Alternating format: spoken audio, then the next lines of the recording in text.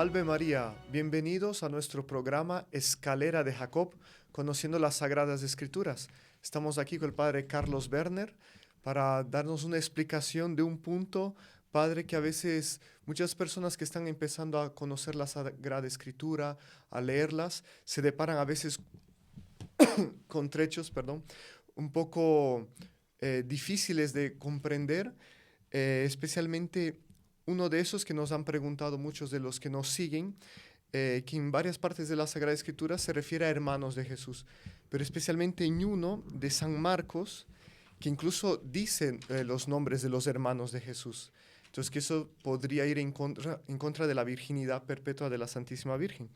Bueno, hay este trecho de San Marcos que está en el capítulo 6, del versículo 1 al 3, que dice así: salió de allí y vino a su patria, y sus discípulos le siguen.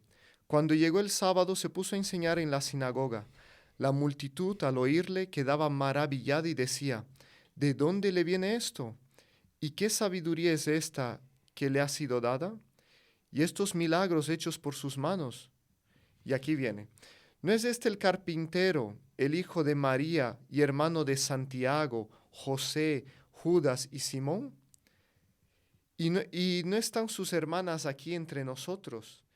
Y se escandalizaban a causa de él. Padre, no sé si nos puede dar un poco de luz sobre este pasaje.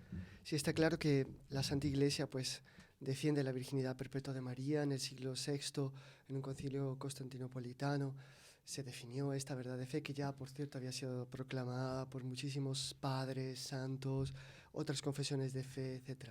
Virginidad perpetua de María. La Virgen fue virgen antes, durante, después del parto. O sea, no fue no solamente su virginidad espiritual, su corazón, que es la más importante y que esa evidentemente nadie la duda, pero también la física, o sea, un milagro físico por el cual ella dio a luz sin perder la virginidad. Esto está anunciado en Isaías 7:14: la Virgen concebirá y dará a luz a un hijo, y le pondrá por nombre Manuel, Dios con nosotros. Y San Mateo y los evangelios identifican a esa Virgen de Isaías con la Santísima Virgen María.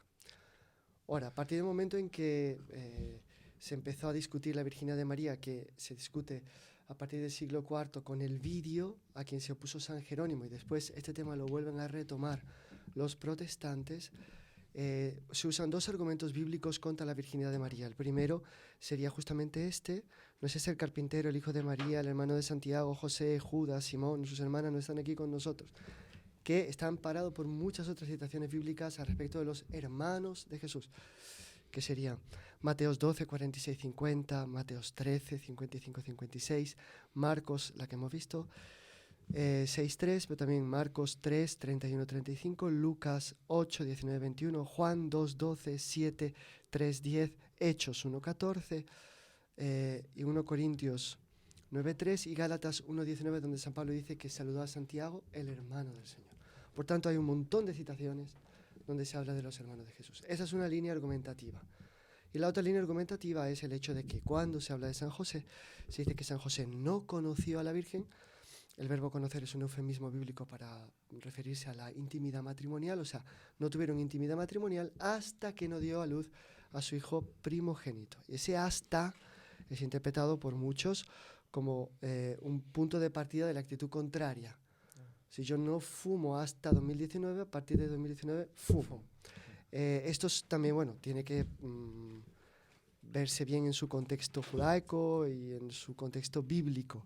Es la famosa preposición eos en griego, ¿vale? El hasta. Entonces, son estas dos líneas argumentativas que tenemos que ver, que tenemos que, por así decir, estudiar y analizar para saber por qué la Iglesia, con estos dos argumentos contrarios a la virginidad de María, tuvo la osadía y la audacia de proclamar que cree plenamente en la virginidad perpetua de María.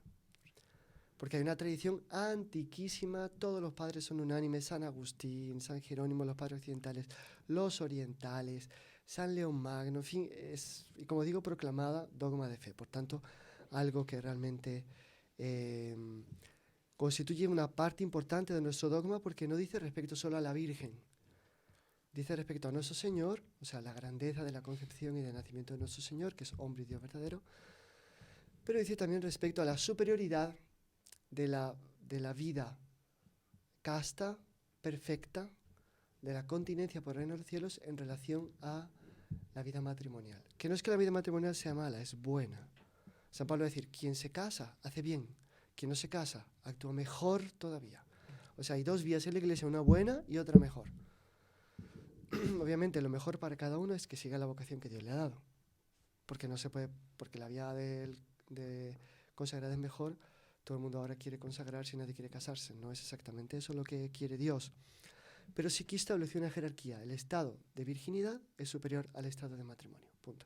Eso es un dogma del Concilio de Trento. Ari, pero y coincide que muchos de los herejes o gente así que combatía la virginidad de la Virgen no llevaban la vida más casta del mundo. No, entonces, son herejes que abolen la vida consagrada, abolen el estado de virginidad, abolen sus votos. Lutero era religioso y sacerdote y pasa por encima de todo y se junta con una monja. Calvino también fue casado, aunque él no era laico. El caso es que sí, las herejías abolen, o sea, combaten la virginidad de María y abolen el celibato, abolen la virginidad como estado de consagración, porque a partir del momento que se separan de la raíz principal, se secan y no hay fuerza, no hay gracia para poder vivir el estado de virginidad. Pero entonces, si le parece, vamos allá, vamos a enfrentar esta cuestión, pero antes hay que poner dos anotaciones que los protestantes omiten en general, o quien se opone a la virginidad de María lo analiza superficialmente. Son dos pasos muy importantes. Lucas 1:34 y después la abstinencia de José y de María en la noche de bodas, que es otra cosa muy importante. Entonces, ¿qué pasa? Cuando se le aparece el ángel San Gabriel a la Virgen María, ¿qué responde la Virgen María? ¿Cómo se dará esto? Pues no conozco. No conozco varón. El mismo eufemismo, yo no conozco varón. ¿En qué estado estaba la Virgen María en ese momento? En realidad no lo sabemos. El verbo que usa la Escritura para definir a la Virgen no nos da una idea si era lo que hoy llamaríamos prometida o si ya estaba viviendo con San José. En realidad, en el judaísmo no existe lo que existe en Occidente, que se prometen y después se casan. Pero los prometidos no son esposos ni tienen los derechos de los esposos, no. Entre los judíos la costumbre era, se casaban documentalmente, sobre todo por la cuestión de las arras, el dinero, como tal. Se daba un tiempo para que el esposo montase su hogar y cuando estaba montado, después de un año más o menos, llevaba a su esposa a su casa. La consumación del matrimonio se daba normalmente cuando se celebraban las bodas, que era ya en la casa del esposo, después la última noche, en conclusión a la fiesta de bodas, que podía durar una semana. Pero si los esposos consumasen el matrimonio antes, no era pecado de fornicación, porque ya estaban casados. Y de hecho había algunas sectas judaicas que no esperaban las fiestas de bodas. Firmaban y consumaban el matrimonio en el mismo momento en que firmaban. En algunos sectores del judaísmo esto era visto como una falta de buen gusto, falta de un apresuramiento, un poco carnal. No era bien visto, pero en todo caso pecado no era. Entonces, en San Lucas no queda claro si la Virgen está en el estado de prometida, o sea que ha firmado ya el contrato, pero está casada, pero no vive con el marido, o si ya vivía con él. ¿Por qué no queda claro? Porque la palabra que usa, desposada con un hombre, no caracteriza ni un estado ni el otro. Y San Lucas la usa ambigua voluntariamente, porque él no quiere dejar claro ese detalle. Algunos exégetas católicos muy importantes, como Salmerón, que fue compañero de San Ignacio, jesuita él también, y que, digamos, estuvo en la diatriba con los protestantes, dice que realmente no se sabe, pero se debe creer que ya estaba viviendo con San José, justamente para evitar que en las fiestas de bodas a ella se le notase el embarazo y quedasen ambos como personas apresuradas, o sea, jovencitos demasiado apresurados que consumaron antes no pudieron aguantar a las fiestas, que haría mal para nuestro Señor que Nuestra Señora se la viese en estado de encinta antes del festejo de las bodas. Entonces, que se debe pensar, dice Salmerón, que ya vivía con San José antes, cuando San José recibe la anunciación él del ángel, que es entonces San Mateo. Pero bueno, el caso es que en la Virgen, por tanto, cuando San Lucas nos la retrata, una virgen llamada María, desposada con un hombre, José, de la casa de David. Y el nombre de la Virgen era María. Bien. Por tanto, ¿qué dice la Virgen? Andra u ginosco. Yo no conozco varón, no conozco hombre. ¿Cómo es posible que una mujer que le anuncian que va a tener un hijo le declare al ángel? ¿Cómo le pregunte al ángel? Ella no pone resistencia ni pone ningún obstáculo, es súper dócil, obediente. Pero dice, ¿cómo se va a dar esto? Porque yo no conozco varón. Y ya estando desposada. Porque ya tiene, exactamente, ya estando desposada. Entonces, mire, los exégetas protestantes, como Machen y otros, dicen que no hay ninguna explicación para esta respuesta a no ser que la Virgen haya hecho un voto. Y eso no lo dice un exégeta protestante, lo dicen varios que han ido a estudiar con seriedad el texto y dice, a muchas mujeres casadas se les dijo que iban a tener hijos. Ana, la madre de Samuel, y ninguna preguntó, ¿cómo se va a dar esto? Pues, Si estás casada, claro. ¿qué sentido tiene preguntar eso? Ah, no, pero es que todavía no me he ido a vivir con mi esposo, en esa hipótesis. Pero, pues te vas de aquí unos meses, cuando te vayas, ya está. Exacto. ¿No? Exactamente. Entonces, por tanto, esto levanta un problema. ¿Por qué la Virgen respondió esto? Dice, bueno, porque ha hecho un voto. Entonces, ¿qué dicen los protestantes? Esa historia del voto se la han inventado los católicos. ¿Por qué? Porque en la Escritura no hay trazas de votos en los cuales las mujeres o los hombres pactasen casados que no iban a tener relaciones. Bueno, pues esto no es verdad. Porque sí que existen números 30, 13, 16. Existen votos de las mujeres solteras, mujeres casadas, mujeres viudas. Que es el voto de mortificarse o negarse a sí misma. Y este voto, según la exégesis del Midrash, de la Mishnah, incluye no comer carne, y abstenerse de las relaciones con hombres, con su esposo, en el caso, porque la mujer judía ni pensaba en tener relaciones con cualquier otro que no fuese su esposo. Entonces sí que existe ese voto. Ese voto lo puede hacer la mujer sola, pero cuando se case, si lo hace soltera, por ejemplo, no quiero conocer varón, hace su voto. Si se casa, se lo tiene que comunicar al marido. Si el marido no dice nada, acepta el voto y tiene que respetarlo. Y si él viniese a arrepentirse, a cambiar el voto, ella no pecaría, pecaría él. Ahora, acontece que San José, ¿qué dice San Mateo de San José? Que era un hombre justo. Entonces él jamás cambiaría de idea. Si ella llegó y le dijo, tengo un voto, José, y José, quizá en la alegría de su alma, dijese, maravilloso, yo también quiero permanecer virgen, acepto, él nunca iba a cambiar de opinión. Por tanto, en la Anunciación aparece claro un voto de la Virgen María, un voto que es un voto perpetuo, porque si no ella dice, bueno, yo he hecho un voto por 3 años, vamos a esperar a 3, claro, porque existían votos temporales. ¿Dónde encontramos pruebas de que estos votos existían? Flavio Josefo, en la historia de los judíos, dice que había mujeres esenias que hacían votos hasta de 3 años con sus maridos de no tener hijos. Pero sabemos de otras sectas, por Plinio el Pequeño, sí, que hacían votos de por vida, de no tener hijos. O sea, de no tener relaciones. Por tanto, sí que era una costumbre que sí se aplicaba en el pueblo judío, sí que existía.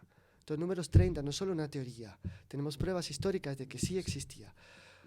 Cuando la Virgen dice no conozco varón, es equivalente, es un presente del indicativo, pero equivalente a decir, ¿quieres un cigarrillo? No fumo. Exacto. Significa no fumo ni pretendo fumar. Porque si no, igual la pregunta no tendría sentido. Exacto. Si fuese temporal el voto, porque la Virgen tendría que decir, dice, no conoceré varón por 5 años. Claro. ¿Vamos a esperar 5 años para tener el Mesías o hay que anticipar el voto? ¿Dios me dispensa el voto, sí o no? Claro, está clarísimo. Entonces, y es ahí que el ángel le anuncia claramente que el niño va a nacer, va a ser concebido milagrosamente. El Espíritu te cubrirá con su sombra. O sea, hay una palabra divina de que ella va a concebir por acción del Espíritu Santo. ¿De acuerdo? Por tanto, esto es lo primero, el voto de castidad perpetuo enunciado por la Virgen en el episodio de San Gabriel. Es un argumento. El segundo argumento es el tema, es el trecho del Evangelio de San Mateo sobre San José y la Anunciación y la Concepción. Bueno, el gran problema de este trecho es el famoso hasta, eos, del griego. No conoció a su esposa hasta que le dio a luz a su hijo primogénito. Entonces, después, sí la conoció, dicen todos. La pregunta es, ¿sí la conoció? No está claro que ese hasta signifique un cambio de actitud al término del periodo. Exacto, no significa eso. ¿Por qué? Porque ese mismo hasta la usa la traducción de los 70 para decir que Mical, la mujer de David, después que se burló de David cuando David estaba bailando delante del arca con poco atuendo, que fue maldecida por Dios y no tuvo hijos hasta su muerte. O sea que poco probable que después de su muerte haya tenido hijos. Entonces, San Mateo está queriendo decir que que se abstuvieron de las relaciones durante todo ese periodo. Por tanto, que celebraron las bodas sin concluirlas con la consumación del matrimonio, lo que era la costumbre judaica. ¿Por qué? Entonces, ¿por qué? Porque San José conocía el origen divino del niño. Y la pregunta es, un varón judío que sabe que su esposa ha sido reservada por Dios para ser la Virgen de Isaías, que ha sido bendecida por Dios con un hijo que ha sido concebido milagrosamente, que ha pensado en retirarse porque está asombrado delante del misterio, como veremos ahora, ¿va a ser capaz de tocar a esa mujer después? Claro que no. Entonces, lo más probable es que no, porque si el que tocaba el arca de la alianza sin ser sacerdote moría, ¿cómo tocar algo mucho más sagrado que el arca de la alianza? Una mujer escogida por Dios para llevar no reliquias que simbolizaban y prefiguraban el futuro Mesías, sino al propio Mesías, que es Dios. Qué bonito. Es imposible. Imposible. ¿De acuerdo? Hay otra cosa bonita que en el Evangelio de San Mateo está, que es que el ángel le dice, no temas, José, de recibir a María, tu esposa, porque lo que ha concebido en su seno viene del Espíritu Santo. El no temas lo resalta también Salmerón, que dice no sospeches, José, dice no temas. Por tanto, lo que viene después debe ser la causa del temor. Entonces, nosotros podíamos traducir Mateo, dicen muchos exégetas católicos, no temas, José, lo que ha concebido es obra del Espíritu Santo. Como dicen, no ha sido adulterio, ha sido el Espíritu Santo. No diría, no sospeches. Claro. Le dijo, no temas, José, por el hecho de que lo que ella ha concebido es del Espíritu Santo. Tómala contigo como David tomó al arca de la alianza, que estaba en casa de Obededón, y que cuando David vio que bendecía aquella casa, la tomó para su casa. Y no temas tomar a María, tu esposa. Este tomar a María, muchos interpretan que no vivían juntos y pasaron a vivir juntos. Algunos exégetas católicos dicen que en el mismo Evangelio de Santo Mateo se usa el mismo verbo tomar en sentido espiritual. Los apóstoles están en la barca con Jesús, despiden a la multitud y San Mateo dice, pues tomaron a Jesús consigo y se fueron. Bueno, si ya estaba ahí en la barca. Entonces, algo espiritual. Es una cosa que se levanta, ¿verdad? Otra cosa interesante del Evangelio de San Mateo, el capítulo primero, siempre lo que dice respecto a San José, es que no usa en ningún momento repudio. O sea, en ningún momento se dice que San José va a repudiar a la Virgen. Se dice que la quiere dejar libre. Y no dice denuncia. Para no denunciarla, la repudió en secreto. No. Dice para no revelar el secreto. No, por tanto, San José estaba consciente del misterio que se estaba dando. En todos estos pequeños detalles exegéticos nos ayudan a componer mejor el cuadro y entender que ese hasta no indica un cambio de actitud, sino indica que San Mateo que quiere dejar claro que ese niño es concebido virginalmente y que ella es la Virgen de Isaías. Porque San Mateo lo va a decir, así se cumplió la profecía. Entonces no indica un cambio de actitud necesariamente después.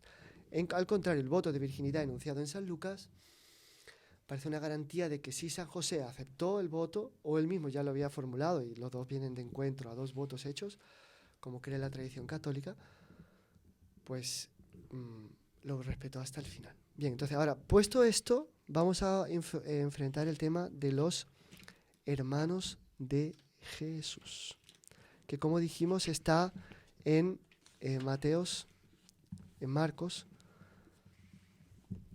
3, 31, 35, ¿no? No, era Marcos 6, capítulo 6, ¿no? 6, 6, Del 1 al 3, 3. 6, 1, 3, 6, 1, perfecto. 3. Entonces, vamos a ver.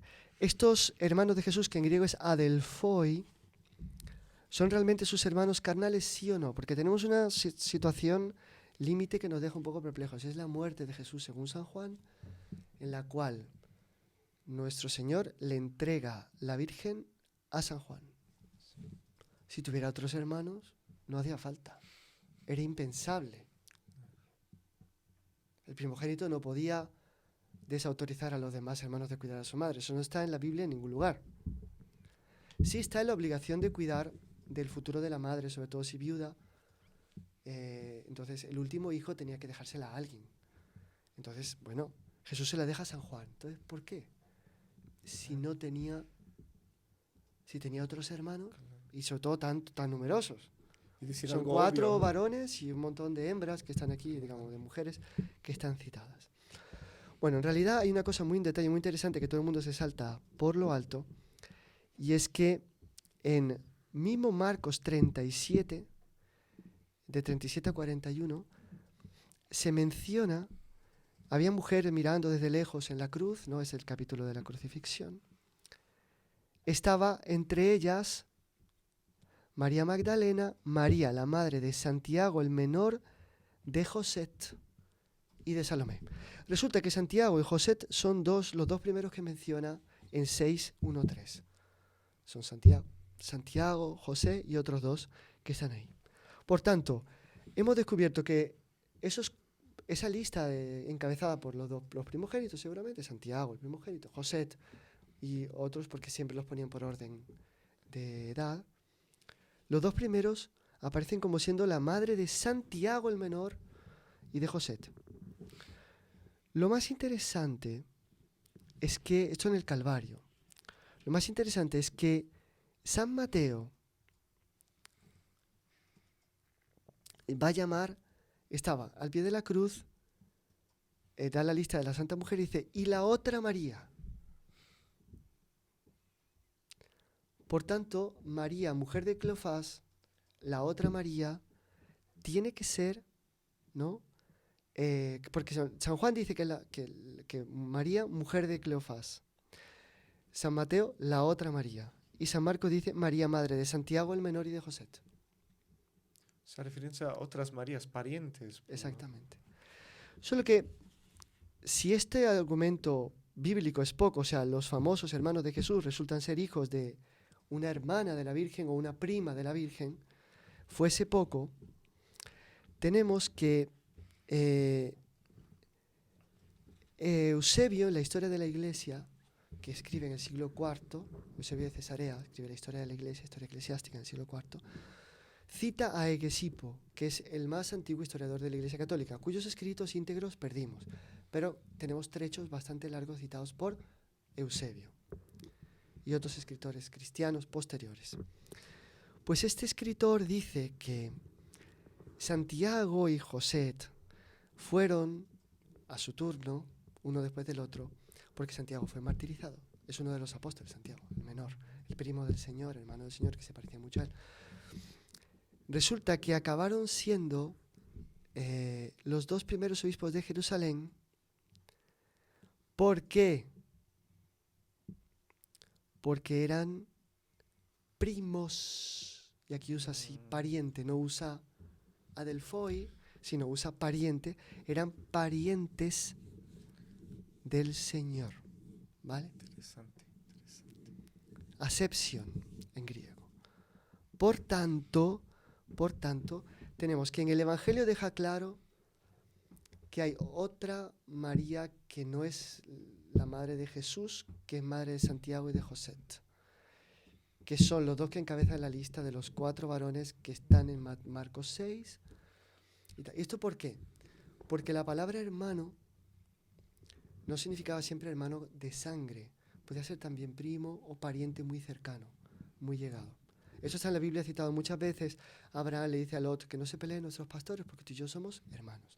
Y así va, hay cantidades. Bueno, en las congregaciones religiosas, incluso en sectas protestantes, muchas veces se llaman de hermanos a los conocidos, a los que frecuentan la misma iglesia o parroquia. Ah, hermano, ¿cómo es? ¿No? Exactamente. Como, Entonces, por lo tanto, aquí está un poco la respuesta a, a este problema de los hermanos de Jesús y que ponen en embarazo a algunos católicos poco instruidos cuando hablan o dialogan o discuten con los protestantes y entonces cómo puede ser y que te digan los hermanos y eso cómo se explica y entonces los protestantes aprovechan esto para decir, ve, te están engañando a la iglesia católica y no sé cuánto. No, la iglesia católica es muy seria. Si ella apoyó la teoría de la virginidad perpetua, no era porque un aventurero soñó una realidad que no se puede en concreto realizar y la formuló y otros crédulos cayeron en la cuenta y después de 15 siglos nos damos cuenta de que no, nos estaban engañando. No, la Iglesia Católica es muy seria, todo esto lo pesó, lo ponderó, lo consideró y habida cuenta de las cosas. Entre los argumentos pro y contra, los contra pierden tanta autoridad por sí mismos que los pro tienen tanta autoridad y se consolidan tanto que realmente la tradición católica es la más coherente con la Escritura, aparte que nosotros creemos que es verdadera porque la Iglesia nos la ha proclamado como dogma de fe. fenomenal, padre. Clarísimo. Incluso otro día sería interesante hacer otro programa sobre la traducción de la Biblia, porque ahí hemos visto todo, en griego este hasta, que a veces en las traducciones a las lenguas de cada país no está tan claro, ¿no? Traducciones que deturpan un poco el Sí, sentido o que real, no hay el término adecuado adecuado. para Exacto. traducirlo, entonces se traduce con el más cercano, pero que le cambia un poco el sentido y es complicado.